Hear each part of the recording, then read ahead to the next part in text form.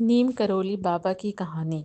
नीम करोली बाबा एक महान भारतीय गुरु और योगी थे जिनका जीवन 1900 से 1973 तक फैला हुआ था।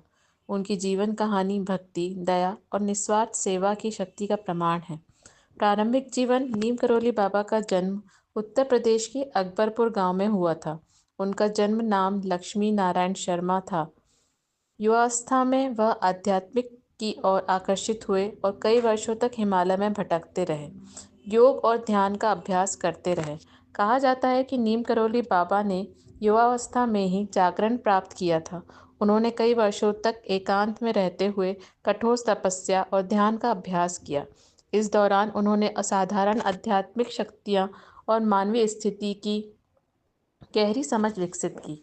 1960 के दशक में नीम करोली बाबा ने हिमालय की तलहटी में कैची में एक आश्रम की स्थापना की। आश्रम जल्द ही दुनिया भर में आध्यात्मिक अन्वेषकों के लिए एक केंद्र बन गया। बाबा की शिक्षाओं ने प्रेम, करुणा और निस्वार्थ सेवा पर जोर दिया। नीम करोली बाबा की शिक्षाएं सरल लेकिन गहरी थी। उन्होंने जोर दिया प्रेम और करुणा। बाबा ने सिखाया कि प्रेम और करुणा उच्चतम आध्यात्मिक प्रथाओं हैं। निस्वार्थ सेवा। उन्होंने अपने अनुयायियों को दूसरों की सेवा में लगने के लिए उत्साहित किया, बिना किसी पुरस्कार या मान्यता की अपेक्षा के। समर्पण। बाबा ने सिखाया कि एक उच्च शक्ति के प्रति समर्पण आध्यात्मिक विकास और मुक्ति के लिए आवश्यक है। अनेक अनुयायियों ने बाबा की उपस्थिति में चमत्कार और असाधारण घटनाओं का अनुभव किया। वह अपने मन को पढ़ने, रोगों को ठीक करने और इच्छाएं पूरी करने की क्षमता के लिए जाने जाते थे।